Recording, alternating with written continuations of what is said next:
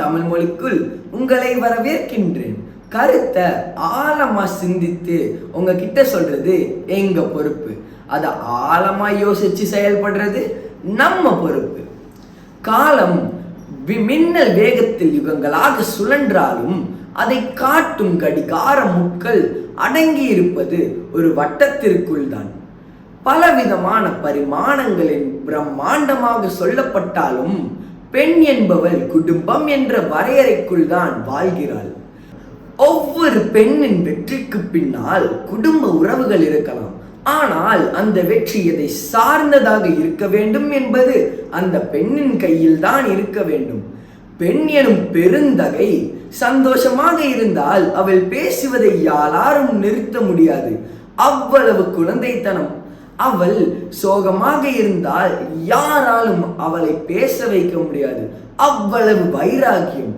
பெண் எனும் ஆற்றலை உணர்ந்து தக்க மரியாதையோடு பாதுகாக்கும் ஒவ்வொரு ஆணின் குடும்பமும் அவன் சமூகமும் மேன்மை அடைகிறது.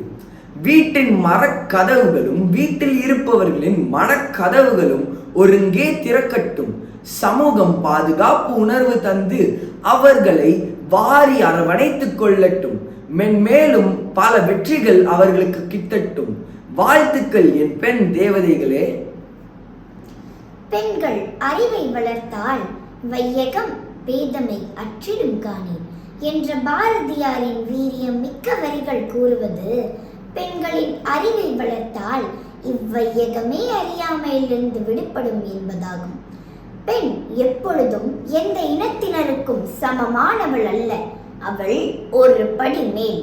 அப்படிப்பட்ட பெண் இன்று சமூகத்தில் ஆடைகளிலும் நிகழ்ச்சிகளிலும் ஏன் போதை பொருட்களிலும் கூட ஆணுக்கு நிகர் என்று செய்யும் செயல்கள் வருங்கால தலைமுறையை ஆரோக்கியமான பாதைக்கு அழைத்து செல்லாது என்பதை மனதில் நிறுத்தி செயல்பட வேண்டும். சாதிக்க வேண்டும் என்ற ஒவ்வொரு பெண்ணும் நினைவில் கொள்ள வேண்டிய சூட்சமம் தஞ்சாவூர் தலையாட்டி பொம்மை. எத்தனை முறை சாய்த்தாலும் உடனே அது தனது பழைய நிலைக்கு வந்துவிடும். இதுவே நம் மேன்மையான வாழ்க்கைக்கான ரகசியமாகும்.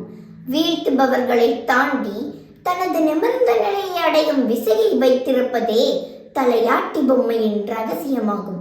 மாதரே, யார் ஒருவர் வீழ்ந்தவுடன் மீண்டெழும் சக்தியை பெறுகிறாரோ, வீழ்ந்தவுடன் மீண்டெழும் சக்தியை பெறுகிறாரோ அவரே வாழ்வின் உச்சியை அடைகிறார்.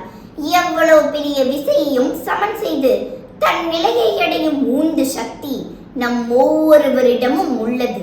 இந்த ரகசியம் அறிந்தால் சிறிய எல்லைக்குள் உலகம் காணும் கிணற்று தவளைகளாக நாம் இல்லாமல் பருந்து பார்வை கொண்டு உலகம் காணும் பேராற்றலாக வட்டமிடுவோம், வளம் வருவோம்.